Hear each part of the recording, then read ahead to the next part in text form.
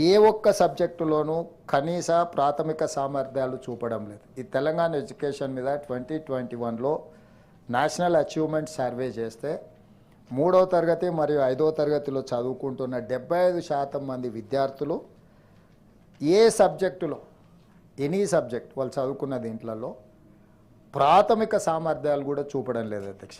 అదేవిధంగా రాష్ట్రాలు కేంద్ర ప్రాంత పాలితాలు కలిపి 37 ఉంటే వాటిలో తెలంగాణ ర్యాంకు చిట్ట చివరి 5 రాష్ట్రాల్లో ఉంది అధ్యక్ష. అదేవిధంగా అధ్యక్ష సబ్జెక్టుల వారీగా 37 ర్యాంకుల్లో తెలంగాణ ర్యాంకు 3వ తరగతికి సంబంధించి అధ్యక్ష. భాషలు అంటే తెలుగు కావచ్చు, ఇంగ్లీష్ కావచ్చు, హిందీలో కావచ్చు. తెలంగాణ ర్యాంక్ వచ్చేసి 36 అధ్యక్ష. 37 రాష్ట్రాలు, యూనియన్ టెరిటరీసు, రాష్ట్రాలు కలిపి 37 ఉంటే 37లో మన దగ్గర చదువుకుంటున్న విద్యార్థుల యొక్క పరిజ్ఞానము తెలుగు, ఇంగ్లీష్, హిందీలో 36వ ర్యాంక్ అధ్యక్ష మంది. లెక్కలలో 35వ ర్యాంక్ అధ్యక్ష. అదేవిధంగా ఎన్విరాన్మెంటల్ స్టడీస్లో 36వ ర్యాంక్ అధ్యక్ష. అదేవిధంగా సబ్జెక్టుల వారిగా 37 ర్యాంకుల్లో తెలంగాణకు 5వ తరగతికి సంబంధించిన వాళ్ళది అధ్యక్ష. Telugu, English, Hindi same Telangana rank 36 అధ్యక్ష. లెక్కలలో 35వ ర్యాంక్ అధ్యక్ష.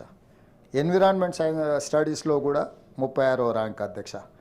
అంటే మనం ఏ రకంగా చూసినా ఈ దేశంలో ఉండే ఏ రాష్ట్రాలు కానీ ఏ యూనియన్ టెరిటరీస్తో కానీ పోల్చి చూసినప్పుడు ఈ నేషనల్ అచీవ్మెంట్ సర్వేలో 3వ తరగతి 5వ తరగతికి సంబంధించిన విద్యార్థుల యొక్క వాళ్ళ ప్రతిభ మనం చివరి నుంచి మొదటి ర్యాంకులో ఉన్నాం అధ్యక్ష. మొదటి నుంచి మొదటి ర్యాంకులో ఉండాల్సిన తెలంగాణ విద్యా విధానం ఈరోజు అధమ స్థాయిలో అత్యంత చివరన ఉంది అధ్యక్ష.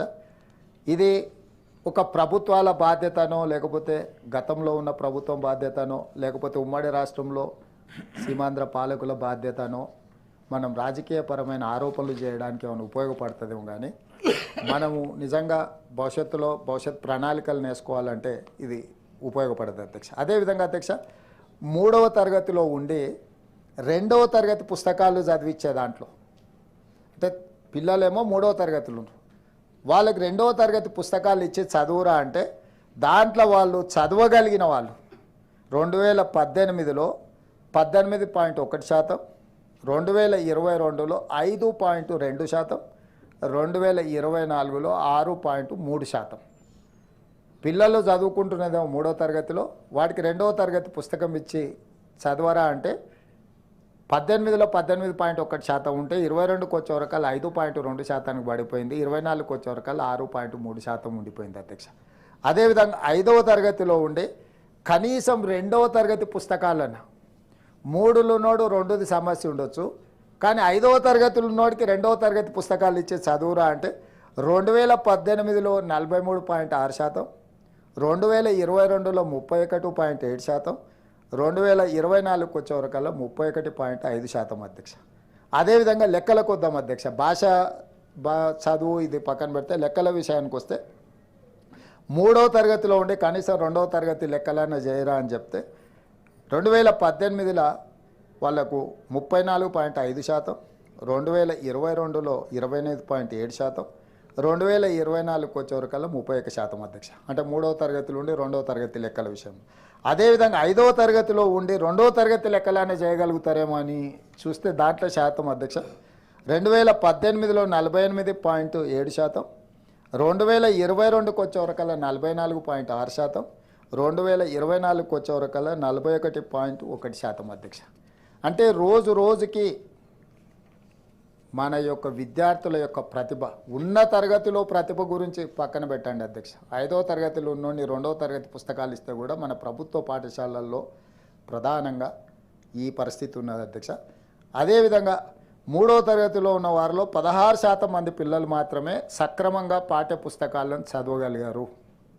3వ తరగతిలో విద్యార్థుల్లో కేవలం 10% మాత్రమే కనీసం తీసివేతలు అంటే మ్యాథమెటిక్స్ చేయగలిగినారు అధ్యక్ష. ఉన్న క్లాస్లో ఉన్న వాళ్ళ యొక్క ప్రతిభను వాళ్ళు అంచనా వేసి చదవమంటే 16% చదువులో 10% లెక్కలలో ఉన్నారు అధ్యక్ష. అదేవిధంగా అధ్యక్ష 2014 నుంచి 2024 వరకు గవర్నమెంట్ స్కూల్స్లలో 6,50,000 మంది తగ్గిపోయినారు అధ్యక్ష. అంటే మొత్తం పడిపోవడం జరిగింది అధ్యక్ష, డ్రాప్అవుట్స్. సో ఇట్లా ప్రతి స్థాయిలో ఈరోజు మన విద్య అనేది పూర్తిగా రోజు రోజుకు క్షీణించిపోవడం, నిర్లక్ష్యానికి లోను కావడం, లేకపోతే దాన్ని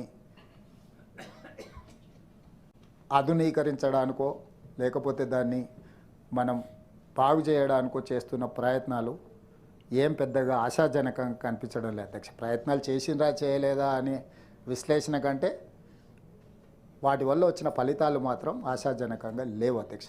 నేను ఏ ఒక్కరి మీదనో ఆరోపణలు చేసి గత ప్రభుత్వాల మీద నెట్టేసి మా ప్రభుత్వం బాధ్యత నుంచి మేము తప్పించుకోవాలని మేము అనుకోవడం లేదు అధ్యక్ష. అదేవిధంగా రిక్రూట్మెంట్కి వస్తే 2017లో ఒక రిక్రూట్మెంట్ చేసి 8792 మంది టీచర్లను రిక్రూట్ చేస్తే నేను రాగానే ఈ రిక్రూట్మెంట్స్ ఇమ్మీడియట్గా చేయాలా అని చెప్పి డిఎస్సి నోటిఫికేషన్ ఇచ్చి 55 రోజుల్లోనే పరీక్షలు నిర్వహించి దాదాపుగా 11,063 మంది టీచర్ రిక్రూట్మెంట్ చేసినాం. అందులో కొద్దిమంది జాయిన్ కానట్టున్నారు. 10,000+ టీచర్స్ మేము రిక్రూట్ చేసినాం అధ్యక్ష. అట్లనే 20 సంవత్సరాల నుంచి ప్రమోషన్స్ లేక దాంట్లో భాషా పండితులు కావచ్చు, స్పోర్ట్స్ కావచ్చు, రిలేటెడ్ వాళ్ళందరూ కూడా ప్రమోషన్లు లేకుంటే 20 సంవత్సరాల నుంచి అంటే వాళ్ళు రిటైర్ అయినా కూడా ప్రమోషన్ రాదేమనుకునే పరిస్థితి నుంచి దాదాపుగా 21,000 పైచిలకు టీచర్లకు ప్రమోషన్లు ఇవ్వడం జరిగింది అధ్యక్ష. అదేవిధంగా 7-8 సంవత్సరాల నుంచి బదిలీలు జరగక చాలామంది బాధపడుతుండే 36,000 మంది టీచర్లను చిన్న ఆరోపణ లేకుండా బదిలీలు చేసినాం అధ్యక్ష. మీకు గ్రామీణ ప్రాంతాల పరిస్థితులు తెచ్చు టీచర్ల యొక్క రాజకీయ చతురత మీకు తెలుసు. కలెక్టర్లనైనా మనం బదిలీలు చేయొచ్చు, కానీ టీచర్లను బదిలీ చేయడం అంత ఆశామాసిగా జరిగేది కాదు. ఒక కలెక్టర్ని కావాలంటే మనం ఎక్కడైనా ట్రాన్స్ఫర్ చేస్తే మనం అవలీలగా ట్రాన్స్ఫర్ చేయొచ్చు, కానీ ఒక టీచర్ని ఎక్కడైనా బదిలీ చేయాలన్నా మనం వాళ్ళని అంత ఆశామాసిగా ఉండదు. అట్లాంటిది 36,000 మంది టీచర్లను చిన్న ఆరోపణ కూడా ఎదుర్కోకుండా మా ప్రభుత్వం బదిలీలు చేయగలిగింది అధ్యక్ష. అదేవిధంగా అధ్యక్ష ఈరోజు కొన్ని విషయాలు నేను ఈ సభ ద్వారా మన తెలంగాణ సమాజానికి నేను చెప్పదలుచుకున్నాను అధ్యక్ష.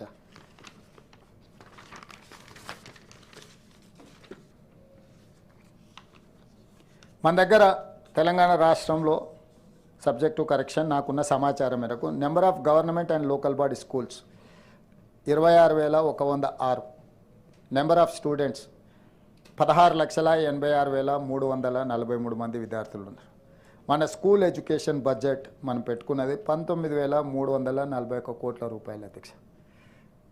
చైర్మన్ సార్, ఒక్క స్టూడెంట్ మీద యావరేజ్గా 1,08,000 రూపాయలు ప్రభుత్వంలో చదువుకుంటున్న విద్యార్థి మీద మనం ఖర్చు పెడుతున్నాం అధ్యక్ష. నేను మళ్ళీ ఒకసారి చెప్పదలుచుకున్నా, గవర్నమెంట్లో లోకల్ బాడీ స్కూల్స్ 26,106 పాఠశాలలు ఉంటే అందులో చదువుకుంటున్న విద్యార్థులు 16,86,343 మంది ఉంటే ఆ స్కూల్ ఎడ్యుకేషన్ బడ్జెట్ 19,341 రూపాయలు మనం ఖర్చు పెడితే ఒక్క స్టూడెంట్ మీద 1,08,000 రూపాయలు మనం ఖర్చు పెడుతున్నాం అధ్యక్ష. అదేవిధంగా రెసిడెన్షియల్ స్కూల్స్లో 1,023 స్కూల్స్ ఉంటే 6 లక్షల మంది, అప్రాక్సిమేట్గా 6 లక్షల మంది విద్యార్థులు ఉంటే ఒక్క స్టూడెంట్ మీద 96,000 రూపాయలు ఖర్చు పెడుతున్నాం అధ్యక్ష. ఈరోజు నేను తమరి ద్వారా సహచర సభ్యుల్ని తెలంగాణ సమాజంలో, పౌర సమాజంలో, పౌర హక్కుల నుంచి సివిల్ సొసైటీస్లో పనిచేసే వాళ్ళని నేను అడుగుతున్నా, ప్రభుత్వం ఎక్కడ విఫలమైంది అధ్యక్ష? ఈరోజు ఒక్క స్టూడెంట్ మీద తెలంగాణ రాష్ట్ర ప్రభుత్వం 1,08,000 రూపాయలు సంవత్సరానికి ఖర్చు పెడుతుంది అని అంటే, ఒక ప్రైవేట్ స్కూల్లో చదువుకునే ప్రైవేటు స్కూల్లో తల్లిదండ్రులు పే చేసే ఫీజు పర్ మంత్ 2,000, 3,000, 4,000 వేసుకున్నా కూడా సంవత్సరం మొత్తం కలిపితే కూడా 50,000 రూపాయలు తల్లిదండ్రులు ఆ విద్యార్థుల మీద ఖర్చు పెట్టడం లేదు. కానీ అదే రాష్ట్ర ప్రభుత్వము ఒక విద్యార్థి మీద 1,08,000 రూపాయలు డే స్కూల్ పిల్లల మీద పెడితే 96,000 రూపాయలు రెసిడెన్షియల్ స్కూల్స్లో చదువుకునే పిల్లల మీద మనం ఖర్చు పెడుతున్నాం అధ్యక్ష. అంటే ప్రభుత్వ పరంగా ఈరోజు ఈ సంవత్సరం మనం కేటాయించిన బడ్జెట్ దాదాపుగా 23,108 కోట్ల అధ్యక్ష.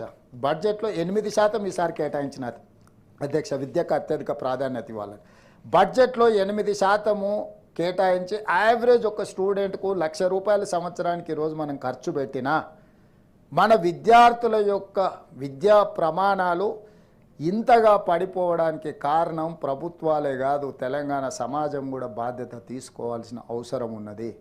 దీన్ని లోతుగా విశ్లేషించి దీని మీద సమూలమైన మార్పులు తీసుకురావడానికి అవసరమైన ప్రక్షాళన చేయాల్సిన బాధ్యత మన అందరి మీద ఉన్నది. ప్రక్షాళన మొదలు పెట్టంగానే రాజకీయ పార్టీలు ఎవరికి వాళ్ళు మాకు రాజకీయంగా ఈ ప్రక్షాళనతో ప్రయోజనమా నష్టమా, ప్రభుత్వం ప్రక్షాళన చేసి ప్రభుత్వం ఏదైనా సాధిస్తే దానివల్ల మాకు రాజకీయంగా నష్టం అనుకొని మనం రాజకీయ నేపథ్యంలో రాజకీయ కోణంలో ఈ ఆలోచనలు చేసినంతకాలం మనం విద్యను ప్రక్షాళన చేసే పరిస్థితులు ఈరోజు తక్కువగా కనిపిస్తున్నాయి. అదే చైర్మన్ సార్. అదేవిధంగా సార్, నేను వచ్చిన తర్వాత స్కిల్ ప్రతి సంవత్సరం కారణం ఏదైనా ఉండొచ్చు, ఇంజనీరింగ్ గ్రాడ్యుయేట్స్ ఆల్మోస్ట్ 1,10,000 మంది, 1,09,000, 1,10,000 మంది ప్రతి సంవత్సరం ఇంజనీరింగ్ గ్రాడ్యుయేట్స్ బయటకు వస్తున్నారు. ఆ ఇంజనీరింగ్ గ్రాడ్యుయేట్స్ తల్లిదండ్రులు తమరికి కానీ ఇక్కడ సభలో ఉండి చాలామంది సభ్యులు కానీ ఇంతకుముందు మిత్రుడు భానుప్రకాష్ రావు గారు చెప్పారు, మా దగ్గరకు వచ్చిన వాళ్ళని ఇంటర్వ్యూలు చేస్తే పరిస్థితి ఎట్లుంది అనే దాంట్లో నేను కూడా నా దగ్గరికి వాళ్ళ తల్లిదండ్రులు వచ్చాయా మా పిల్లగాడు ఇంజనీరింగ్ చదువుకున్నాడు ఉద్యోగం ఇప్పించు అని. ఐటీ కంపెనీలు ఇప్పుడు నువ్వు చెప్తే వింటారని. వాళ్ళు ఐటీ కంపెనీల సంగతి దేవుడు ఎరుగు, సివిల్ ఇంజనీరింగ్ ఇతరు చేసిన వాళ్ళని చూస్తే 15,000 ఇచ్చినా పని చేస్తామంటారు. అరే ఇంజనీరింగ్ గ్రాడ్యుయేట్ 10,000-15,000కి ఎట్లా పని చేస్తాడని మేస్త్రిని పిలిచి నేను ఇల్లు కట్టుకునేటప్పుడు సూపర్వైజ్ చేయడానికి అడిగితే 60,000 అడిగాడు. మేస్త్రి 60,000కి దొరకడం లేదు, ఇంజనీరింగ్ గ్రాడ్యుయేట్ మాత్రం 15,000కే దొరుకుతున్నాయి అధ్యక్ష. వీటన్నిటిని కూడా నేను పరిగణలోకి తీసుకున్న తర్వాత డిమాండ్ అండ్ సప్లైలో దెర్ ఇస్ అన్ గ్యాప్. ఈ గ్యాప్ ఏంది అని విశ్లేషిస్తే స్కిల్ గ్యాప్, బేసిక్ స్కిల్ లేకపోవడం, స్కిల్ అప్గ్రేడేషన్ లేకపోవడం, డిమాండ్ సప్లైలో చాలా వ్యత్యాసం ఉండడం.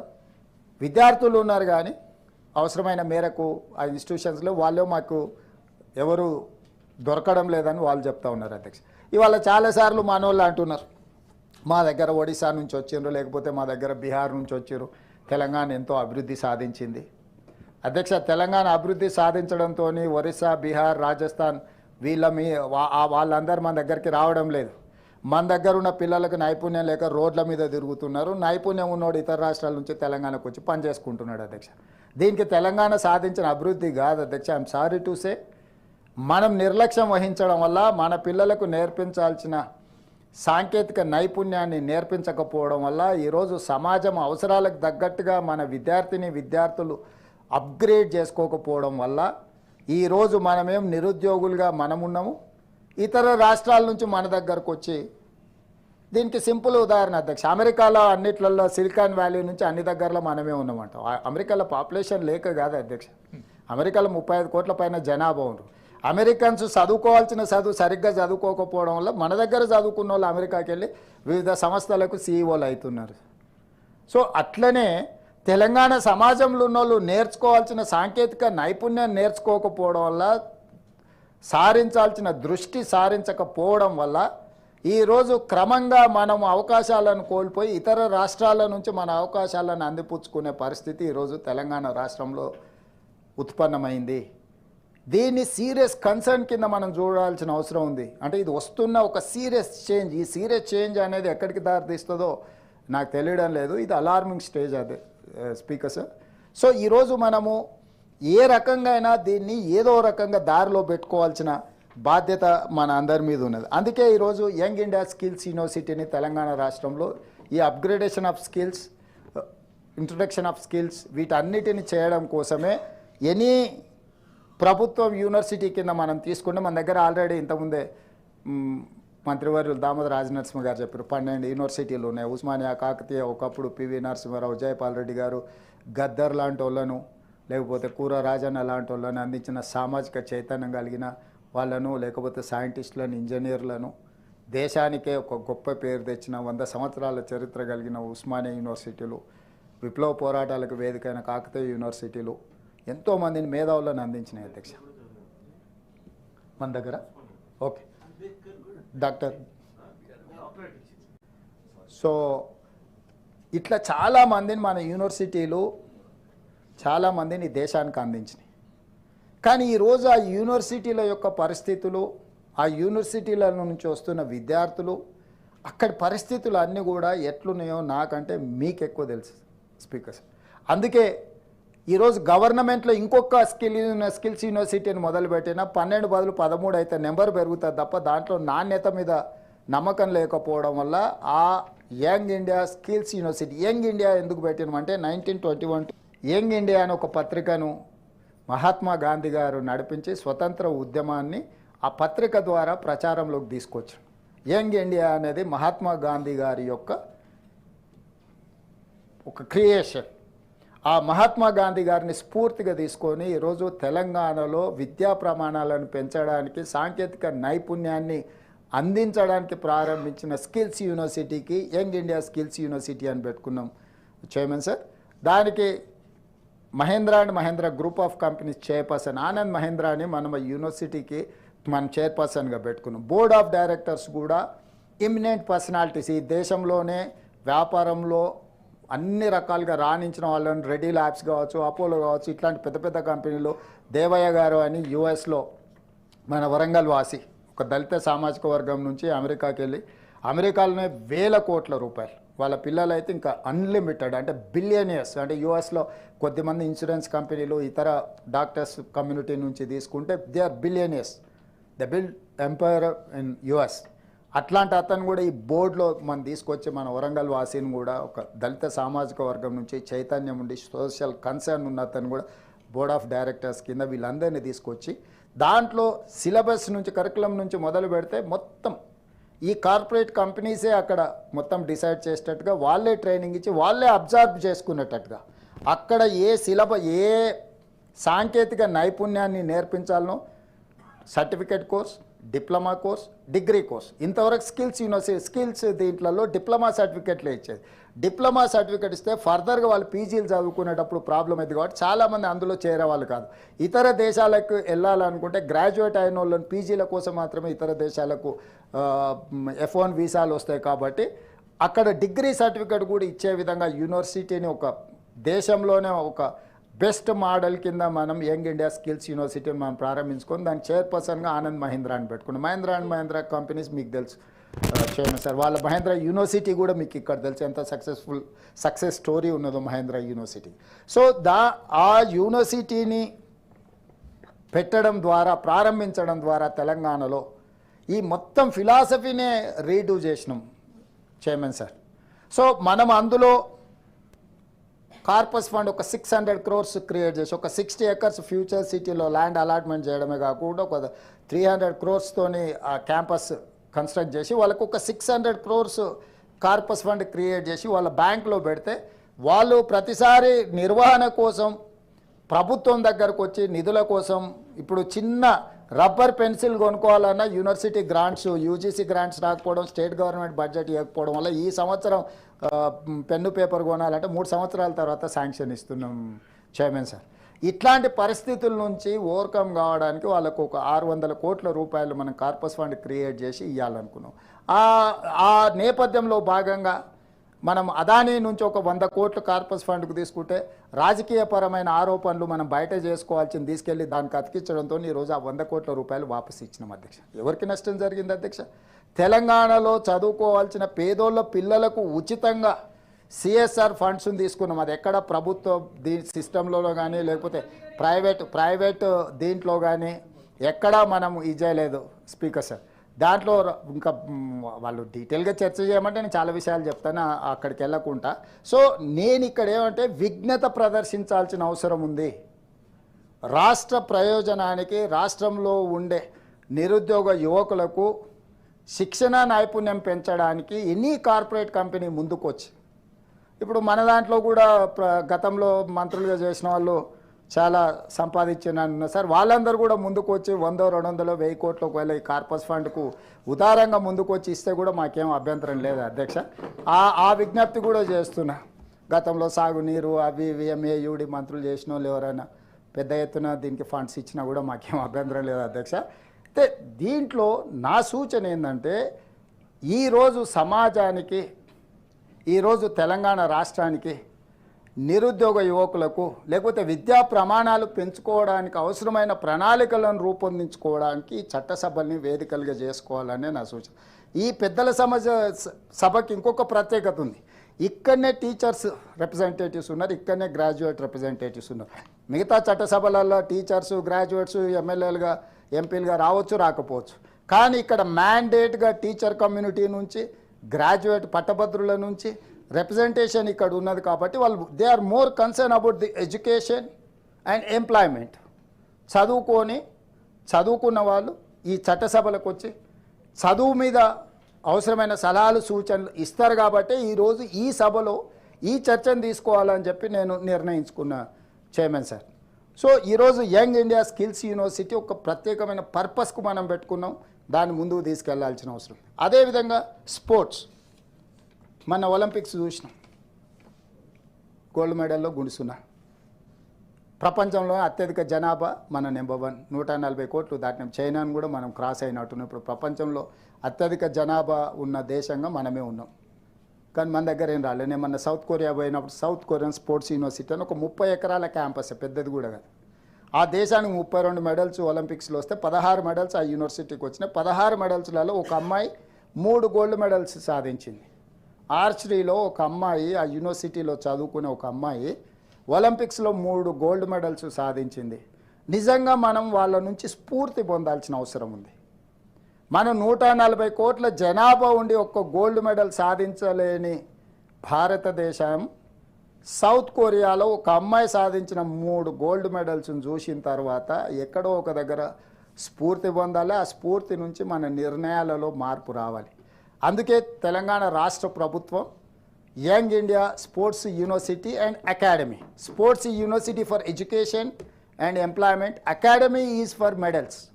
సో ఈ దేశంలో ఏ క్రీడాకారులనైనా గ్రామీణ ప్రాంతాలలో ఉండే మట్టిలో మాణిక్యాలను వెలికి తీసి ఒక పీటీ ఉషా అయినా కర్ణ మల్లేశ్వరి అయినా ఇట్లాంటి వాళ్ళందరూ గ్రామీణ ప్రాంతాల నుంచి వచ్చిన క్రీడాకారిణులు. వాళ్ళు రాణించడం వల్ల దేశానికి కొంత గౌరవం పెరిగింది. కాలక్రమేణా మళ్ళీ మనం క్రీడల పట్ల నిర్లక్ష్యమా లేకపోతే మనం వ్యవహరించాల్సిన విధంగా వ్యవహరించలేదో నాకు తెలియదు. అందుకే యంగ్ ఇండియా స్పోర్ట్స్ యూనివర్సిటీని అకాడమీని రెండింటిని మన తెలంగాణలో పెట్టుకోవాలని 2036 మన వాళ్ళు దేశం ఆతిథ్యం ఇవ్వాలనుకుంటుంది ఒలింపిక్స్కి. దానికంటే ముందు 2028లో రాబోయే ఒలింపిక్స్లో మనం గోల్డ్ మెడల్ సాధించాలి, దానికి అవసరమైన శిక్షణ అందించాలి తెలంగాణ రాష్ట్రం నుంచి అనే ఒక పట్టుదలతోని ఈరోజు young India sports university and అకాడమీని మనం ప్రారంభించుకుంటున్నాం చైర్మన్ సార్. తొందరలోనే దాని విధానంలో కూడా విధానపరమైన నిర్ణయాలతో తొందరలోనే మేము ముందుకు వస్తాం. ఇదే కాకుండా క్రికెట్లో రాణించిన సిరాజ్కి అతనికి ఎడ్యుకేషన్ క్వాలిఫికేషన్ లేకపోయినా వరల్డ్ కప్ సాధించిన దాంట్లో అతను క్రియాశీలక పాత్ర పోషించిన తెలంగాణ నుంచి హైదరాబాద్ నుంచి అతనికి గ్రూప్ 1 జాబ్, ఒక డిఎస్పీ జాబ్ ఇచ్చి హైదరాబాద్లో ఇంటి స్థలము ఇతర ప్రోత్సాహకాలు ఇచ్చిన. అదేవిధంగా నిఖత్ జరీన్ నిజామాబాద్, ఒక minority girl, poorest of the poor family నుంచి వచ్చి బాక్సింగ్లో ఛాంపియన్షిప్ సాధించినందుకు మనం గ్రూప్ 1 జాబ్ డిఎస్పీ జాబ్ ఇవ్వడమే కాకుండా 2 crores రివార్డ్ అండ్ ఇంటి స్థలం ఇవన్నీ కూడా ఇచ్చినాం. అదేవిధంగా దీప్తి జివాంజీ వరంగల్ నుంచి పారా ఒలింపిక్స్లో కాంస్య పథకం సాధించిన గ్రూప్ 2 జాబ్ ఇచ్చి వరంగల్లో ఇంటి స్థలం ఇచ్చి ఆర్థికంగా 1 crore ఆర్థిక సహాయాన్ని అందించి క్రీడల పట్ల కూడా తెలంగాణ విద్యార్థులకు ఒక అవగాహన కల్పించాలనే ప్రయత్నం చేస్తున్నాం చైర్మన్ సార్. గతంలో గచ్చిబౌలిలో మనము మన ఏషియన్ గేమ్స్ని మనం కండక్ట్ చేసినాం, వరల్డ్ మిలిటరీ గేమ్స్ కండక్ట్ చేసినాం. ఇతర అంతర్జాతీయ స్థాయి క్రీడలు నిర్వహించిన తర్వాత అవి పెళ్ళిళ్ళకు పేరెంటాలకు ఫంక్షన్ హాల్స్గా మారిపోయినాయి చైర్మన్ సార్. నేను వచ్చిన తర్వాత స్ట్రిక్ట్గా ఇన్స్ట్రక్షన్స్ ఇచ్చిన డిపార్ట్మెంట్స్కి, ఇట్లాంటి ఫంక్షన్స్కి అసలు ఇవ్వకండి, క్రీడలను ప్రోత్సహించడానికి రిపేర్స్ అండ్ రినోవేషన్ చేయండి. దాంట్లో భాగంగానే ట్రైనేషనల్ ఫుట్బాల్ని మనం గేమ్స్ అక్కడ ఈవెంట్ని ఆర్గనైజ్ చేసినాం. ఆ తర్వాత మిగతా ఈవెంట్స్ని కూడా మనం స్పోర్ట్స్ సైడ్ మనం ఫోకస్ చేస్తున్నాం. అదేవిధంగా ఈరోజు వాటి రిపేర్స్ అండ్ రినోవేషన్ కూడా మనం బడ్జెట్ ఇవ్వడం జరిగింది. రీసెంట్గా మన వాళ్ళు Australia same south Korean sports యూనివర్సిటీతో మనం ఒక అండర్స్టాండింగ్ MOU చేసుకున్నాం. ఎందుకంటే శిక్షకులకు శిక్షణ ఇవ్వాల్సిన అవసరం ఉన్నది, not for students, not for players. So శిక్షణ ఇచ్చే వాళ్లకు నాణ్యమైన శిక్షణ ఇవ్వాల్సిన అవసరం ఉంది. దానికి సంబంధించి కూడా ఈరోజు మనం ఒప్పందం చేసుకుని ఒక ఆస్ట్రేలియాలో ఒక యూనివర్సిటీ నుంచి అదేవిధంగా సౌత్ కొరియన్ స్పోర్ట్స్ యూనివర్సిటీ నుంచి రాష్ట్ర ప్రభుత్వం ఒప్పందాలు చేసుకుని భవిష్యత్తులో మన దేశంలో మన రాష్ట్రంలో ఉండే నైపుణ్యం గల క్రీడాకారులకు అందరూ కూడా శిక్షణ ఇవ్వాలి అనే ఒక విధానాన్ని తీసుకొని ముందుకు వస్తున్నాం. అదేవిధంగా ఐటీఐ చైర్మన్ సార్ మీకు తెలుసు, గ్రామీణ ప్రాంతాల్లో ఒకప్పుడు ఉపాధి కోసం విద్య కోసం మన ఉద్యోగం కోసం ఉంటే ఇండస్ట్రియల్ ట్రైనింగ్ ఇన్స్టిట్యూట్లో మనం జారే వాళ్ళం. 1956లో మొదలైన ఇవి దాదాపుగా తెలంగాణ రాష్ట్రంలో 65 ఉన్నాయి. కానీ ఈరోజు అక్కడ ఇచ్చే శిక్షణకు బయట సమాజానికి ఏం సంబంధం లేదు. అక్కడ డీజిల్, ఎలక్ట్రికల్, లేకపోతే ఫిటర్, ప్లంబర్ ఇట్లాంటి పని నేర్పుతాడు. డీజిల్ మెకానిజంలో వాడికి ట్రైనింగ్ ఇస్తే వాడు అంబాసిడర్ కార్, ఫియట్ కార్కు ట్రైనింగ్ ఇస్తున్నారు. బయటకు వస్తే అవి ఎక్కడ లేవు. ఈరోజు అవి ఏడునే కూడా అంటే ఎత్తుక్కునే పరిస్థితి ఉంది. సేమ్ ఈరోజు ప్రపంచం ఎంతో వేగంగా ముందుకెళ్తుంది. ఈ ముందుకు వెళ్ళే క్రమంలో కాలం జల్లిపోయిన సర్టిఫికెట్ కోసమే చదువులను మనం ఆపేయాలి. దీనికి మీ అందరి సహకారం ఉండాలి. ఏదో యథాలాపంగా ఏదో ఒక ఇండస్ట్రియల్ ట్రైనింగ్ ఇన్స్టిట్యూట్లో ఒక సర్టిఫికేట్ తీసుకొని వచ్చి ఏదో బయటకు వస్తే దానికి ఏం ప్రయోజనం లేదు. అందుకే ఆలోచన చేసినాం ఇది ఇట్లయితే ఇంకా లాభం లేదు అని. టాటా సంస్థతో మాట్లాడినా, టాటా సంస్థ ముందుకు వచ్చింది. ఈరోజు టాటా సంస్థకు తెలంగాణ రాష్ట్ర ప్రభుత్వానికి ఒప్పందం చేసుకుంటే దాదాపుగా ఈ 65తో పాటు ఇంకొక 35 100 నియోజకవర్గాల 100 ఐటీఐలను ఈరోజు మనము అడ్వాన్స్డ్ టెక్నాలజీ సెంటర్స్గా ఏటీసీగా మార్చుకున్నాం.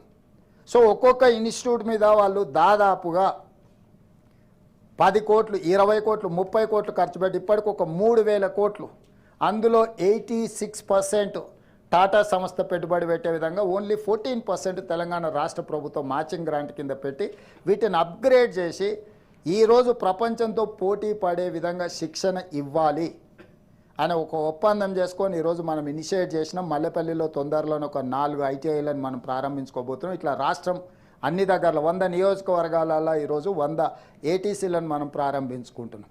ఎందుకు అంటే ఈరోజు మిడిల్ ఈస్ట్ కంట్రీస్లలో ఉన్నంత డిమాండ్ ఈరోజు మన రాష్ట్రం పక్క రాష్ట్రాలే కాదు పక్క దేశాలలో కూడా మన యొక్క యువత సాంకేతిక నైపుణ్యం యువత యొక్క అవసరాలు ఉన్నాయి. ఆ దేశాల్లో డిమాండ్ సప్లైలో చాలా వ్యత్యాసం ఉంది. అందుకోసమే తెలంగాణ రాష్ట్రం నుంచి లక్షలాది మంది యువకులకు ఇందులో నైపుణ్యపరమైన శిక్షణను అందించి ఇతర దేశాలకు వాళ్ళను పంపించి ఇతర దేశాలలో స్థిరపడడమే కాకుండా ఈ దేశంలో ఈ రాష్ట్రంలో ఈ సొంత గ్రామాలలో ఆర్థిక ఇబ్బందులు ఎదుర్కొంటున్న తల్లిదండ్రులను కుటుంబ సభ్యులను ఆదుకోవడం కోసం వాళ్ళకి శిక్షణ ఇవ్వాలని ఈరోజు నిర్ణయం తీసుకున్నాం. ఈ మధ్యకాలంలో సింగపూర్లో కూడా ఇండస్ట్రియల్ ట్రైనింగ్ ఎడ్యుకేషన్ సిస్టమ్ అక్కడ ఉన్న సేమ్ మోరార్లెస్ మన ఐటీఐ లాంటివి. ఈరోజు సింగపూర్ ప్రభుత్వంతో కూడా మనం ఒప్పందం చేసుకున్నాం. వాళ్ళు కూడా మన ఇన్స్ట్రక్టర్స్కి ట్రైనింగ్ ఇచ్చే విధంగా. సో ఎక్కడైనా మేము చేసుకుంటున్న ఒప్పందంలో ప్రధానంగా విద్యార్థులకు శిక్షణ ఇవ్వడానికంటే విద్యార్థులకు శిక్షణ ఇచ్చే వాళ్ళు కూడా అవుట్డేటెడ్ అయిపోయారు. వాళ్ళు ఉద్యోగం కోసం పరీక్షలు రాసి పాస్ అయినారు, ఉద్యోగం వచ్చిన తర్వాత ఆటో మోడ్లోకి వెళ్ళిపోయారు. వాళ్ళకి ఏమాత్రం కూడా 35 సంవత్సరాలు ఉద్యోగ భద్రత ఉందన్న తర్వాత వాళ్ళు నేర్చుకోవడమే మానేశారు. నేర్చుకోవాల్సిన అవసరం లేకుండా పోయింది. ఆటో మోడ్లో అంటే ఫ్లైట్ మోడ్లోకి వెళ్ళిపోయారు. ఇక ఆ తర్వాత మనకేం అవసరం లేదు, ఆటోమేటిక్గా 35 సంవత్సరాలు అయితే రిటైర్మెంట్ వస్తే రిటైర్మెంట్ తర్వాత రిటైర్మెంట్ బెనిఫిట్స్ కూడా వస్తాయని చెప్పి ఒక ఆటో మోడ్లోకి వెళ్ళిపోయారు. దానివల్ల ఈరోజు సమాజంలో మనము పూర్తిగా దెబ్బతింటున్నాము. ఇందులో నుంచి బయటికి రావాల్సిన అవసరం ఉంది. అందుకే ఈరోజు ఇక్కడ టీచర్ కమ్యూనిటీ నుంచి ఉన్న వాళ్ళు ఉన్నారు, టీచర్ల పట్ల అవగాహన ఉన్న వాళ్ళు ఉన్నారు. వాళ్ళను కూడా అప్గ్రేడ్ చేయాల్సిన బాధ్యత ప్రభుత్వాల మీద ఉంది. ఇంతకుముందు తమరు కూడా చెప్పిన ఎండాకాలం సెలవులు ఇచ్చేదే వాళ్లకు శిక్షణ ఇవ్వడానికని.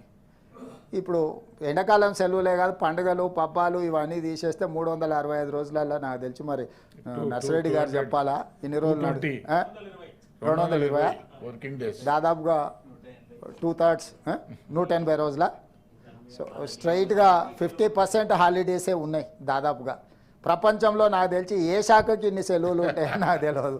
నాకు తెలిసినంత వరకు ప్రపంచంలో 50% సెలవు దినాలు ఉండే శాఖ ఏదైనా ఉంది అని అంటే అది విద్యాశాఖనే అని నేను అనుకుంటున్నాను, మీరు అందరూ అందించే సమాచారం ప్రకారం.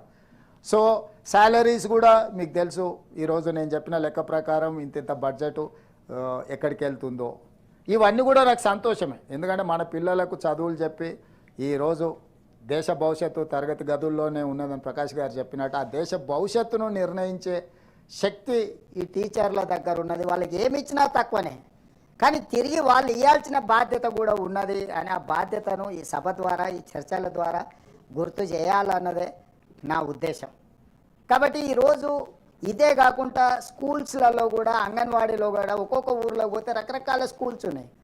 నా నియోజకవర్గంలో కోస్గి మండల కేంద్రం ఉంది, ప్రతి గల్లీలో స్కూల్ ఉంది, గవర్నమెంట్ స్కూల్ ఉంది. ఏ స్కూల్కి పోయిన టీచర్లు సేమ్ ఇంతకుముందు చెప్పినట్టే, పిల్లలు ఉంటే టీచర్లు లేరు, టీచర్లు ఉంటే పిల్లలు లేరు. వీళ్ళందరినీ కలిసి ఒక్క దగ్గరికి తీసుకురావాలంటే మాది జిల్లా పరిషత్ అంటారు, ఇంకొక వేరేది అంటాడు. అంటే రకరకాలుగా విడిపోయి ఇట్లా ఉన్నారు. అందుకే ఈ ఎడ్యుకేషన్ పాలసీ మీద మీరు కంప్లీట్గా కాంక్రీట్ ప్రపోజల్స్ ఇవ్వండి. బాగలేదు అని చెప్పడం అనేది అత్యంత సులువైన అంశం. బాగలేదు అనడం ద్వారా ఎదురుగున్న వాళ్ళని విమర్శించడం ఇంకా అత్యంత విలువైన, అత్యంత సులభమైన విషయం. ఈ రెండు మన భవిష్యత్తుకి పనికొచ్చేటివి కావు. మీరు కాంక్రీట్ ప్రపోజల్స్ ఇవ్వండి. ఇక్కడ చర్చ చేయగలిగిన వాళ్ళు, చర్చ చేసిన వాళ్ళు, చర్చలో మిస్ అయిన వాళ్ళు కూడా మాకు రాతపూర్వకంగా ప్రభుత్వానికి సూచన ఇవ్వండి. నిర్ణయాలు తీసుకునే ముందు చైర్మన్ సార్, నేను అందరిని అఖిలపక్షం పిలుస్తాను. మళ్ళీ గవర్నమెంట్ ఏ నిర్ణయాలు తీసుకోదలుచుకుందో పాలసీ డాక్యుమెంట్ తయారు చేసి నేను అందరికి ఇస్తాను. నేను అందరి సూచనలు, సలహాలు తీసుకొని దీన్ని ప్రక్షాళన చేయదలుచుకున్నా. మనకు సోషల్ రెస్పాన్సిబిలిటీ అన్నిటికంటే ముఖ్యమైనది. ఆ సామాజిక బాధ్యత నుంచే మనం నిర్ణయాలు తీసుకుంటే, నేను ప్రభుత్వంలో ఉన్నా, నేను ప్రభుత్వానికి అధిపతిని కాబట్టి నేను చేసిన నిర్ణయం అందరూ వినాల్సిందే అనే విధానంలోకి పోకుండా మీ అందరి సూచనలనే తీసుకొని మీ అందరి సూచనలకెళ్ళే ప్రభుత్వం ఒక పాలసీ డాక్యుమెంట్ తయారు చేస్తుంది. ఆ పాలసీ డాక్యుమెంట్ని కూడా మళ్ళీ డిస్కషన్కు, డిబేట్కు పెడతాం. దాంట్లో ఫైనల్ అవుట్కమ్ ఏదైతే వస్తుందో, బెస్ట్ ప్రాక్టీస్ ఏదైతే ఉందో ఆ బెస్ట్ ప్రాక్టీస్ని తెలంగాణలో మనం అమలు చేద్దాము. ఈ బెస్ట్ ప్రాక్టీస్ కోసం మీ అందరు సహకరించండి, మీరు అందరు సూచన చేయండి, మనం డిబేట్ చేద్దాం, డిస్కషన్ చేద్దాం. ఒకవేళ డిబేట్ డిస్కషన్లో కూడా డిఫర్ కావచ్చు, మనం స్పిరిట్ ఆఫ్ డెమోక్రసీ డిఫర్ అవ్వడం కూడా నేను తప్పు పట్టట్లా. కాకపోతే లాజికల్గా దీన్ని ఎక్కడో ఒక దగ్గర మనము సమాజ ప్రయోజనాల కోసం మనకున్న అవకాశాలను ఉపయోగించాలి. ఆ రకంగా మనం ముందుకు వెళ్ళినప్పుడే మనం ప్రక్షాళన చేసుకోగలుగుతాము, మన భవిష్యత్ తరాలను కొంత ఎంపవర్ చేయగలుగుతాము.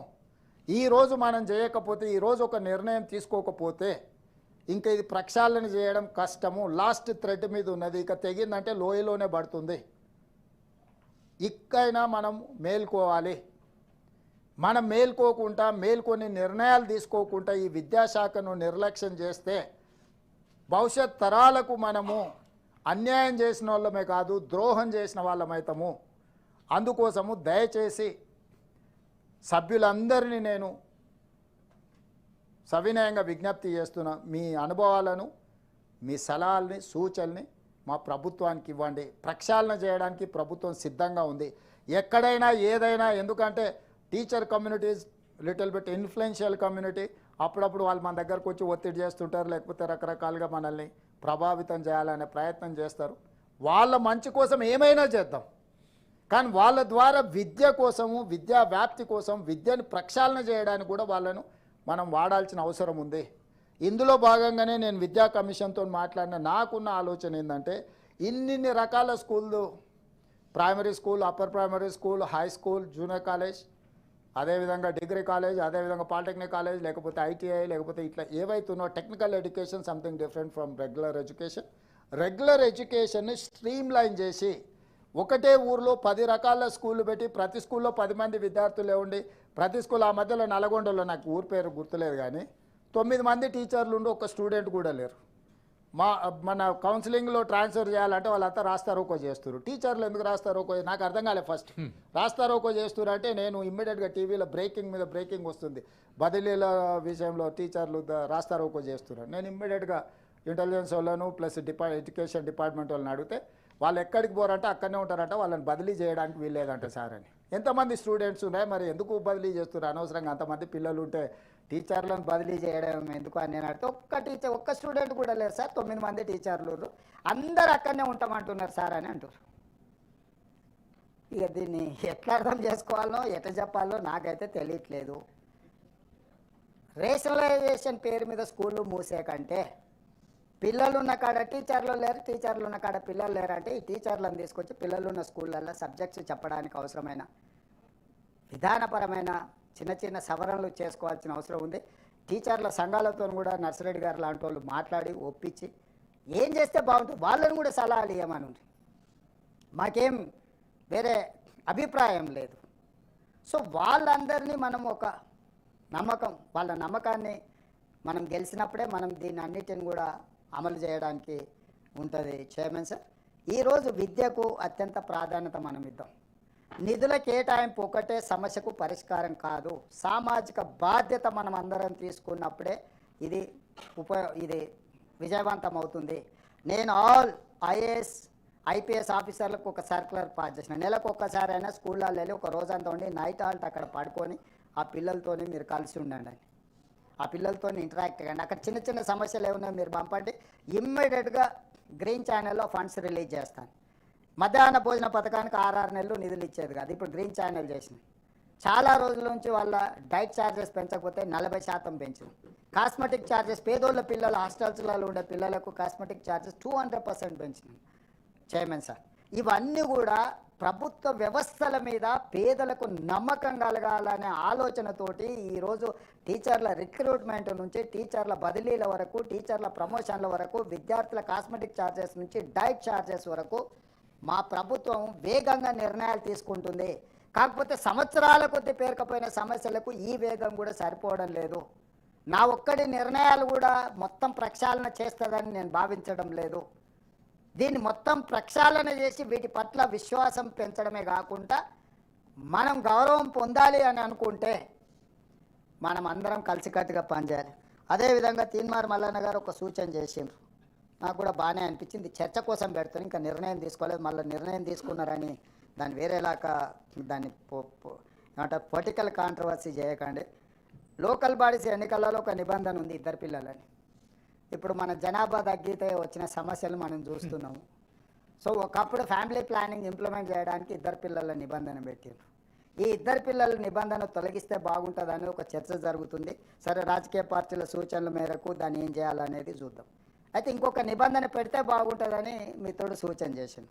లోకల్ బాడీస్లో పోటీ చేయాలనుకుంటే వాళ్ళ పిల్లలు ప్రభుత్వ పాఠశాలలో చదువుకోవాలనే కండిషన్ పెడితే ఆ లోకల్ రిప్రజెంటేటివ్స్ వాళ్ళ పిల్లలు ఎప్పుడైతే ప్రభుత్వ పాఠశాలలో చదువుకుంటారో అప్పుడు ఆటోమేటిక్గా ఆ స్కూల్ బాగుండాలనే ప్రయత్నం చేస్తారు. వార్డు మెంబర్ అయినా, సర్పంచ్ అయినా, ఎంపీటీసీ అయినా, ఎంపీపీ అయినా, జడ్పీటీసీ అయినా స్థానిక సంస్థలలో ఎన్నికల్లో పోటీ చేయాలి అంటే వాళ్ళ పిల్లలు ప్రభుత్వ పాఠశాలల్లో చదువుకొని ఉండాలి అని నిబంధన పెడితే బాగుంటుందని మిత్రుడు తీన్మార్ మల్లన్న సూచన చేసిండు.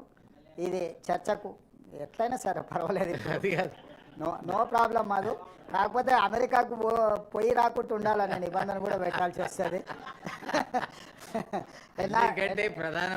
ఎన్ఆర్ఐలను కూడా కొంచెం నియంత్రించాల్సిన అసలు టీచర్లు ఎవరైతే ఉపాధ్యాయ వృత్తిలో ప్రభుత్వ పాఠశాలలో పనిచేస్తారో వాళ్ళ పిల్లలు చదివితే ఇంకా బాగుంటుంది. కరెక్టే సార్, కానీ అంత చైర్మన్ సార్ అంత అనే ధైర్యం నాకు లేదు.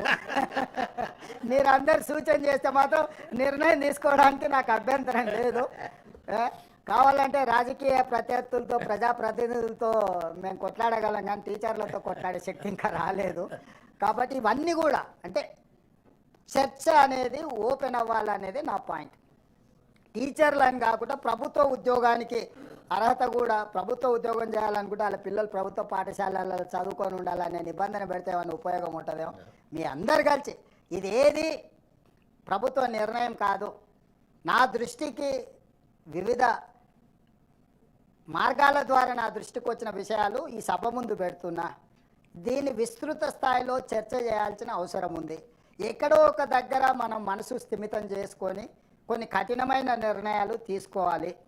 ఆ కఠినమని కొంతకాలం అనిపిస్తే తర్వాత అదే రిఫార్మ్ కింద వచ్చిన తర్వాత మనకు అంటే దాన్ని నెక్స్ట్ లెవెల్కి మనం తీసుకెళ్ళడానికి అవకాశం ఉంటుంది. కాబట్టి ఇలాంటి విషయాలను అన్నిటిని కూడా మనం దృష్టిలో పెట్టుకొని కొన్ని నిర్ణయాలు తీసుకుంటే మనకు బాగుంటుంది. అదేవిధంగా ప్రకాష్ గారు మనకు మైనింగ్ యూనివర్సిటీ పెడితే బాగుంటుందని అడిగినట్టున్నారు. సో మనం ఖమ్మంలో, మన కొత్తగూడెంలో మనము ఈ మైనింగ్ యూనివర్సిటీని పెట్టాలని ఒక నిర్ణయం తీసుకున్నాం. డెఫినెట్గా మన దగ్గర ఆ గోదావరి పరివాహక ప్రాంతంలో సింగరేణి కానీ ఇతర మైన్లు కానీ ఐరన్ ఓర్ కానీ రకరకాల మైన్స్ ఉన్నాయి. అక్కడ కాలేజ్ ఉంది, దాన్ని యూనివర్సిటీ కింద అప్గ్రేడ్ చేయాలని కూడా రాష్ట్ర ప్రభుత్వం ఆలోచన చేస్తుంది. డెఫినెట్గా ఖమ్మం కొత్తగూడెంలో మనం ఆ మైనింగ్ యూనివర్సిటీ కోసం కూడా సార్ అవును sir. So with in few days we are going to take a final call on this university sir. దీన్ని కూడా మనం ముందుకు తీసుకొచ్చే కొత్తగూడెంలో మైనింగ్ యూనివర్సిటీని మనం earth and sciences new university of earth sciences at Kothagudem. So upgrading school of mines దీన్ని upgrade చేసి చేయాలని అనుకుంటున్నాం సార్. దీన్ని తొందరలోనే మేము నిర్ణయం తీసుకొని ప్రభుత్వం ముందుకు వస్తుంది. ఏది ఏమైనా ఈరోజు చర్చలో ప్రస్తావించినా ప్రస్తావించకపోయినా మన విద్యా విధానము విద్యాశాఖ నిర్వహణ కొంత ఆందోళనకరంగా ఉన్నది. ఇది ఎవరు అవునన్నా కాదన్నా ఇది నిజము. దీన్ని ఎక్కువ కాలము కప్పిపుచ్చుకొని మనకు మనం గొప్పలు చెప్పుకొని మనల్ని మనం సమర్థించుకునే ప్రయత్నం చేస్తే ఇది పేదలకు, ముఖ్యంగా తండాలలో గూడాలలో మారుమూల పల్లెల్లో ఉన్న పేదలకు తీరని అన్యాయం జరుగుద్ది. ఈ అన్యాయానికి మనం కారణం కాకూడదు. మన దృష్టికి రానప్పుడు పరిష్కరించకపోవడం వేరు, దృష్టికి వచ్చిన తర్వాత కూడా సమస్య పట్ల మనం దృష్టి సారించకపోవడం అనేది ప్రజాప్రతినిధులుగా మనం తప్పు చేసిన వాళ్ళం అవుతాము. కాబట్టి దయచేసి నెక్స్ట్ లెవెల్ ఈరోజు ఫస్ట్ లెవెల్ ఆఫ్ డిస్కషన్ ఒక కాంక్రీట్ ప్రపోజల్స్తోని మనం ఈ సభలో దాదాపుగా 7.5 గంటలు ఏకదాటిగా తమరి నేతృత్వంలో చర్చకు అవకాశం ఇచ్చి అందరి అభిప్రాయాలను కూడా పరిగణలోకి తీసుకొని ఈ అందరి అభిప్రాయాలను కూడా క్రోడీకరించి మేము విద్యా కమిషన్కి అప్పచెప్పి వాళ్ళ ద్వారా ఇంకా సమాజంలో ఉన్న ఈ మేధావులను వీళ్ళందరిని కూడా ఇందులో భాగస్వాములను చేసి ఆ మధ్యకాలంలోనే నేను ప్రొఫెసర్ కోదండరామ్ గారు బూర్గుల రామకృష్ణారావు గారు చదివిన విలేజ్ ఏదో ఉంది సార్, మనం పోయినాము షాద్నగర్ మొగిలిగిద్ద 125 ఇయర్స్ పూర్తి చేసుకున్న సందర్భంలో హరగోపాల్ గారు కూడా అదే స్కూల్లో చదివిండ్రు, బూర్గుల రామకృష్ణారావు గారు అదే స్కూల్లో చదివిండ్రు, చెన్నారెడ్డి గారు అదే స్కూల్లో చదివిండ్రు, సత్యనారాయణ రెడ్డి గవర్నర్ గారు అదే స్కూల్లో చదివిండ్రు. 125 సంవత్సరాల క్రితం అక్కడ పాఠశాల పెట్టడం వల్ల ఆ ఊరికి ఇంకొక ప్రత్యేకత ఉన్నది. అతను తెలంగాణ ఉద్యమంలో ఆ ఊరిలోనే దొరికి ఊరేసాను తుర్రబాజ్ ఖాన్. అక్కడికి ఎడ్యుకేషన్ ఎందుకు వచ్చిందంటే తుర్రబాజ్ ఖాన్ నిజాం ప్రభువులకు వ్యతిరేకంగా పోరాటం చేసి ఆ పోరాటంలో ఆ ఊరు తుర్రబాజ్ ఖాన్కి షెల్టర్ ఇవ్వడం వల్ల అతన్ని అక్కడ అరెస్ట్ చేసింది. ప్రజా తిరుగుబాటు వస్తుందని ఆనాటి ప్రభుత్వాలు గుర్తించి తక్షణమే ఆ ఊర్లో పోస్ట్ ఆఫీస్ ఇచ్చారు, పోలీస్ స్టేషన్ ఇచ్చారు, స్కూల్ పెట్టిండ్రు. సో తుర్రాబాజ్ ఖాన్ వల్ల మొగిలిగిద్దలో వచ్చిన పాఠశాల ఈ దేశానికి బూర్గుల రామకృష్ణారావు గారిని ఇచ్చింది, ఈ దేశానికి మరి చెన్నారెడ్డి గారిని ఇచ్చింది, ఈ రాష్ట్రానికి ప్రొఫెసర్ హరగోపాల్ గారిని ఇచ్చిండ్రు, చాలామంది సత్యనారాయణ రెడ్డి గారిని ఇచ్చిండ్రు. అంటే ఒక పాఠశాల ఉండి అదే అట్లా ఇచ్చేనిక కుదరదు. కానీ అదే ఇట్లాంటి రాజకీయపరమైన కోరికలే కోరకండి, చదువులకు సంబంధించిన ఏమైనా కోరండి. అందుకే హై స్కూల్ ఇచ్చిన, స్కూల్ ఆ ఊర్లో ఎడ్యుకేషన్కి ఫండ్స్ ఇచ్చిన, చాలా ఇచ్చిన, బిల్డింగ్ ఇచ్చినాము, ఫండ్స్ ఇచ్చినాము, చాలా ఇచ్చొచ్చిన చదువులకు సంబంధించి. రాజకీయపరమైన కోరికలు మా ఊరినేమో జిల్లా చేయమని అడుగుతారు. ఇప్పుడు ఎమ్మెల్సీ గారు ఆ ఊరిని మండలం చేయమన్నట్టు, సార్ నువ్వు ముఖ్యమంత్రి అయినాక కూడా కొండారెడ్డిపల్లి జిల్లా కేంద్రం కాకపోతే ఎట్లా సార్ అంటున్నారు. సో ఇట్లా నచ్చితే నజరానా, నచ్చకపోతే జుర్మానా విధానం మా దగ్గర లేదు సార్. తమరు కూడా చదువుకున్న ఊరు మాడుగుల జయపాల్ రెడ్డి గారు సొంత ఊరు, వాళ్ళు కూడా నాకు తెలిసి పెద్దది ఏదో కోరుకుంటున్నట్టున్నారు. మన ఇద్దరం ఆ ఊరు అల్లుళ్ళము, ఆ ఇంటికి కూడా అల్లుళ్ళము. సో అట్లా మీరు అల్లుళ్ళు ఇద్దరు, ఒక ఆయన కౌన్సిల్ చైర్మన్, ఇంకొక ఆయన రాష్ట్రానికి ముఖ్యమంత్రి, ఏం చేయకపోతే ఎట్లా అని పిల్లనిచ్చిన వాళ్ళు కూడా అడుగుతున్నారు సార్. ఇట్లా మనకు తెలిసిన వాళ్ళు అడుగుతున్నారు కదా అని మండలాలు లేకపోతే జిల్లాలు, రెవెన్యూ డివిజన్లు అట్లా ఇవ్వడం కుదరదు.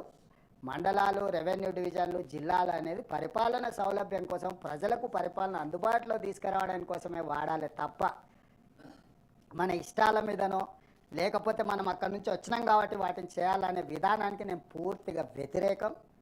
అట్లాంటివి సహేతుకంగా ఉండే, సాంకేతికంగా వాటికి ఫీజిబిలిటీ ఉంటే ఎస్ డెఫినెట్గా అట్లా ఏదన్నా అన్యాయం జరిగింది ఉంటే దాన్ని సరిదిద్దడానికి ప్రభుత్వానికి ఎలాంటి వేరే ఉద్దేశాలు లేవు.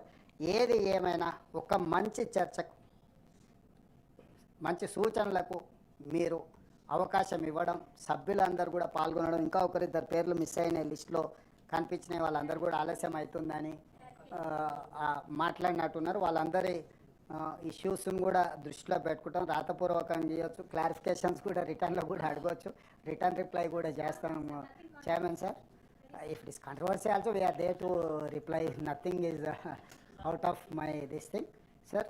నాకు కూడా చెప్పడానికి నా మనసులో ఉన్న గ్రామీణ ప్రాంతం నుంచి ప్రభుత్వ పాఠశాలలో చదువుకొని వచ్చినవాడు నేను 5వ తరగతి వరకు మా ఊర్లో చదువుకుని 6వ తరగతికి 5 కిలోమీటర్లు నడుచుకుంటూ చదువుకొని వచ్చినాం చైర్మన్ సార్.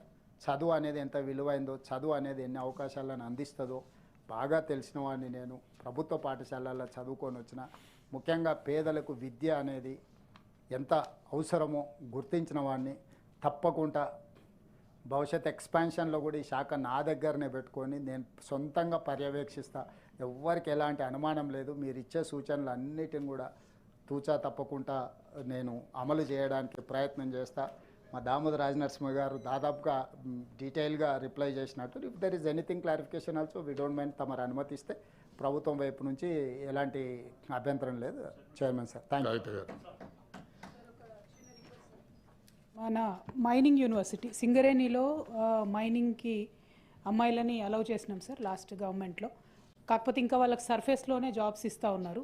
మైనింగ్ యూనివర్సిటీలో కూడా 33% విమెన్ని దయచేసి ఇంబైబ్ చేసుకునేలాగా చేసి తర్వాత వాళ్ళని సింగరేణి రెగ్యులర్ ఎంప్లాయ్మెంట్లో వచ్చేలా చేసుకుంటే మన దగ్గర ఉండేటటువంటి వనరులకు సంబంధించి అమ్మాయిలకు అవకాశం ఉంటుంది సార్, ఉద్యోగం వచ్చేది. ఇంకొకటి సార్, మన ఫీ రియంబర్స్మెంట్ గురించి ముఖ్యమంత్రి గారు ఏం చెప్పట్లేదు అధ్యక్ష. ఎందుకంటే పాలసీ చాలా బాగా చెప్పారు, చాలా అద్భుతంగా ఎట్లా రిఫార్మ్ చేసుకొని ముందుకెళ్ళాలని చెప్పారు. కానీ where there is policy sir, purse also should be open sir. Fee reimbursement దాదాపుగా 8,000 కోట్లు పెండింగ్ ఉంది సార్. అట్లానే జైపాల్ రెడ్డి గారు రుణం తీర్చుకోవడానికి ఆల్రెడీ పాలమూరు రంగారెడ్డికి అంబేద్కర్ గారి పేరు తీసి జైపాల్ రెడ్డి గారి పేరు పెట్టినారు సార్ మీరు. సో అదందరూ కూడా మేము గమనిస్తూ ఉన్నాం. అట్లా కాకుండా స్కిల్ డెవలప్మెంట్ యూనివర్సిటీ గురించి కూడా వారు చెప్పినారు సార్, మీరు రాజకీయాలు చేశారు అదాని డబ్బులు ఇస్తాయని. మేము అనలేదు సార్, అది మీ రాహుల్ గాంధీ గారే అదానికి వ్యతిరేకంగా చెప్పారు కాబట్టి అది మీ పార్టీ నిర్ణయం అని మేము అనుకుంటా ఉన్నాం. Thank you. జై తెలంగాణ. నర్సిరెడ్డి గారు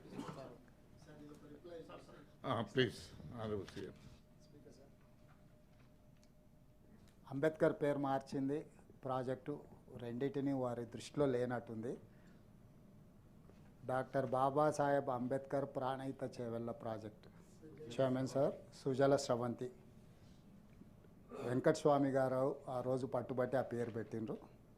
తర్వాత వచ్చిన ప్రభుత్వం వారు ప్రాతినిధ్యం వహించినప్పుడే డాక్టర్ బాబాసాహెబ్ అంబేద్కర్ గారి పేరు తొలగించడం జరిగింది. మహబూబ్నగర్లో నేను ఆ ఊరు నుంచే వచ్చిన, అక్కడి నుంచే వచ్చిన. పాలమూరు రంగారెడ్డి ఎత్తిపోతలకి ఏ పేరు లేదు. పాలమూరు రంగారెడ్డి ఎత్తిపోతలు ఉంచుకుంటూనే జైపాల్ రెడ్డి గారి పేరు పెట్టడం జరిగింది. దానికి ఎలాంటి వేరే పేరు లేదు. కాబట్టి దాంట్లో అంటే వారికి ఇంకేదైనా జైపాల్ రెడ్డి గారి మీద ప్రత్యేకమైన అభిమానం ఉంటే వారు పెట్టమంటే హైదరాబాద్ మెట్రోకి కూడా పెడతాం. ఎందుకంటే అర్బన్ డెవలప్మెంట్ మినిస్టర్గా వారే హైదరాబాద్కు మెట్రో తీసుకొచ్చిండ్రు. సో ఆ మెట్రోకి కూడా జైపాల్ రెడ్డి గారి పేరు పెట్టినా తప్పులేదు. దక్షిణాది రాష్ట్రాల నుంచి ఏకైక ఉత్తమ పార్లమెంటేరియన్. తెలంగాణ రాష్ట్రం సాధించినప్పుడు తలుపులు మూసి తెలంగాణ బిల్లును ఆమోదింపజేసిన నాయకుడు జైపాల్ రెడ్డి గారు. తమరు ప్రత్యక్ష సాక్షి. అన్ని రకాలుగా ఒప్పించి మెప్పించి ప్రతిపక్ష నాయకురాలు సుష్మా స్వరాజ్ గారిని కూడా కాన్ఫిడెన్స్లో తీసుకొని ఈరోజు కూడా చర్చ తెలంగాణ బిల్లు పాస్ అయినప్పుడు పార్లమెంటు తలుపులు మూసిండ్రని, చర్చ లేకుండా ఆమోదింపజేసిండ్రని, లైవ్ కట్ చేసి తెలంగాణ బిల్లు ఆమోదించిండ్రని, ఇన్ని చర్చలకు అన్నిటికీ సూత్రధారి పాత్రధారి జైపాల్ రెడ్డి గారు. వారు నాకు బంధువు అనే దానికంటే బంధువుగా వారితో నాకేం మీకు తెలుసు, రాజకీయంగా మీకు తెలుసు నాకు వారితో ఉన్న ఎంత గొప్ప అనుబంధం ఉందో. కాకపోతే వారితో నాకు భిన్నాభిప్రాయాలు ఉన్నాయని చెప్పి వారు చేసిన తెలంగాణకు లేకపోతే ఇక్కడ ప్రాంతానికి చేసిన సేవల్ని మనం ఇగ్నోర్ చేయలేము. ఉత్తమ పార్లమెంటేరియన్ మనందరికీ తెలంగాణ జాతికి పివి నరసింహారావు గారి తర్వాత ఆ స్థాయిలో గౌరవింపబడే వ్యక్తి తెలంగాణ ప్రాంతం నుంచి జైపాల్ రెడ్డి గారు. I'm happy for that. ఆయన పేరు పెట్టడం అనేది సహేతుకం. పాలమూరు జిల్లాలో ఉన్న పాలమూరు రంగారెడ్డి ఎత్తిపోతులకి. అదేవిధంగా మైనింగ్లో ఉమెన్ రిజర్వేషన్ గురించి చెప్పి ఎస్ డెఫినెట్గా మనం ప్రతి దాంట్లో దాన్ని చేయాల్సిందే.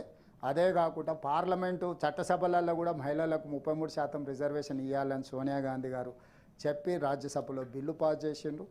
ఇప్పుడు అది కూడా అమలు కాబోతుంది. స్థానిక సంస్థలలో మహిళలకు రిజర్వేషన్లు ఉండాలని రాజీవ్ గాంధీ గారు చెప్పిండ్రు. ఈరోజు సర్పంచులు కానీ ఎంపీటీసీలు కానీ ఎంపీపీలు జిల్లా పరిషత్ చైర్పర్సన్స్ మహిళలు అవుతున్నారు అని అంటే అది రాజీవ్ గాంధీ గారి వల్ల. ఈ దేశానికి రాష్ట్రపతిని ప్రతిభా పాటిల్ని, ఈ దేశానికి ప్రధానమంత్రి ఇందిరాగాంధీ గారిని, ఈ దేశానికి లోక్సభ స్పీకర్గా మీరా కుమారి గారిని, వీళ్ళందరి మహిళల్ని కాంగ్రెస్ పార్టీకి సుదీర్ఘంగా 140 సంవత్సరాల చరిత్ర కలిగిన కాంగ్రెస్ పార్టీకి సుదీర్ఘకాలం శ్రీమతి సోనియా గాంధీ గారు అధ్యక్షురాలుగా పనిచేశారు. మహిళా నాయకత్వం పట్ల మాకున్న నమ్మకం, విశ్వాసం. ఈరోజు స్వయం సహాయక సంఘాలు ఏవైతే ఉన్నాయో 65 లక్షల మందిని, కోటి మందిని కోటీశ్వరులుగా చేయాలని, కోటి మంది మహిళలకు ఈరోజు ఆర్టీసీ బస్సుల్లో ఉచితంగా ప్రయాణం అందించి అన్ని రకాలుగా ఉమెన్ ఎంపవర్మెంట్లో కాంగ్రెస్ పార్టీ ఎప్పుడు ముందుంటుంది. మీరు ఉమెన్ ఎంపవర్మెంట్కి సంబంధించి ఏం సూచనలు చేసినా మాకు ఎలాంటి అభ్యంతరం లేదు. డెఫినెట్గా వాటి అన్నిటిని కూడా మేము అమలు చేస్తాం. మేము కట్టుబడి ఉన్నాం. భవిష్యత్తులో ఇంకా బలంగా అమలు చేస్తామని తెలియజేస్తున్నాం. స్పీకర్ నర్సిరెడ్డి గారు. బాగుంది అడిగినావు రవీంద్రరావు గారు. సార్ సార్ సార్ ఒక్క నిమిషం సార్. పోతా 6,000 కోట్లు మొత్తం మీద 7 లక్షల కోట్లు, ఇందులో 6,000 కోట్లు అప్పు ఇచ్చిపోయినరు. మొన్న దాదాపుగా 1 లక్ష. ప్లీజ్ చెప్పండి. చైర్మన్ సార్, మొన్న 15 నెలల అప్పుల మీద అక్కడ సభలో నేను చెప్పిన 1,58,000 పైచిలుకు కోట్ల రూపాయలు ఈ 15 నెలల్లో రాష్ట్ర ప్రభుత్వం అప్పు చేస్తే 1,53,000 కోట్లు గత 10 సంవత్సరాలు నడిపించిన ప్రభుత్వం చేసిన అప్పులకు, తప్పులకు అసలు మిత్తి 2 కలిపి చెల్లించినాం. సో ఈరోజు ఉన్న పరిస్థితి అంతా రాబోయే 4 ఏళ్ళల్లో ప్రతి సంవత్సరం 1,50,000 కోట్లు యావరేజ్గా అప్పు చేస్తే కూడా ఇప్పుడు చేసిన 1,50,000 కోట్లు కాకుండా ప్రతి సంవత్సరం వాళ్ళు చేసిన అప్పులకు, తప్పులకు 1,50,000 కోట్లు అప్పు చేస్తే ఇంకా 4 ఏళ్ళకి వేసుకుని 6 లక్షలు, ఇదొక 1,50,000, 7.5 లక్షల కోట్ల రూపాయలు వాళ్ళు చేసిన అప్పులకు, తప్పులకు చెల్లించడానికి పోతుంది. అందుకే ఫీజు రియంబర్స్మెంట్ కొంత ఆలస్యమైంది. స్ట్రక్చర్డ్గా నెక్స్ట్ ఫైనాన్షియల్ ఇయర్లో 12 విడతలుగా విభదీసి గత అప్పులు ఏవైతే గతంలో మాకు ఏదైతే లయబిలిటీ కింద వచ్చినాయో వాటిని ఏప్రిల్ 1 తారీఖు 2025 నుంచి మార్చి 31, 2026 ఒక సంవత్సరంలో 12 ఇన్స్టాల్మెంట్ల కింద ఇప్పటి వరకు ఉన్న అప్పులన్నిటిని కూడా 12 ఇన్స్టాల్మెంట్లలో అన్ని విద్యా సంస్థలకు చెల్లిస్తాము. మేము వచ్చిన తర్వాత ఏవైతే తీసుకున్నామో ఆ టైంలో చెల్లిస్తాము. మీరు ఎవరి దగ్గరికి తిరగకండి, ఎవరి దగ్గరికి పోకండి. 12 ఇన్స్టాల్మెంట్ పాత బకాయిలు చెల్లించే బాధ్యత, కొత్త టైమ్లీ పేమెంట్ చేసే బాధ్యత మాది. తప్పకుండా ఆ బాధ్యత మేము తీసుకుంటాము. ఎవరు ఆందోళన చెందాల్సిన పని లేదు. పాత బకాయిలు పెట్టి రాష్ట్రాన్ని దివాలా తీయించి కొంతమంది హ్యాపీగా లైఫ్ ఎంజాయ్ చేస్తున్నారు, రిటైర్డ్ లైఫ్. సో ఆ రిటైర్డ్ లైఫ్ ఎంజాయ్ చేసే వాళ్ళ లయబిలిటీస్ మేము తీసుకొని ముందుకెళ్తున్నాం. డెఫినెట్గా ఫీజు రియంబర్స్మెంట్ చేసే బాధ్యత మాది. ఎందుకంటే ఆ పథకాన్ని ప్రవేశపెట్టిందే మేము. చైర్మన్ సార్, ఫీజు రియంబర్స్మెంట్ ప్రవేశపెట్టిందే మేము, కనిపెట్టిందే మేము, ప్రవేశపెట్టిందే మేము, అమలు చేసిందే మేము. మధ్యలో కొంత అంతరాయం కలిగింది. ఆ అంతరాయాన్ని సరిదిద్ది మళ్ళీ మెయిన్ స్ట్రీమ్లోకి తీసుకొచ్చే బాధ్యత కూడా మాదే అని తెలియజేస్తున్నా చైర్మన్ సార్. నర్సిరెడ్డి గారు.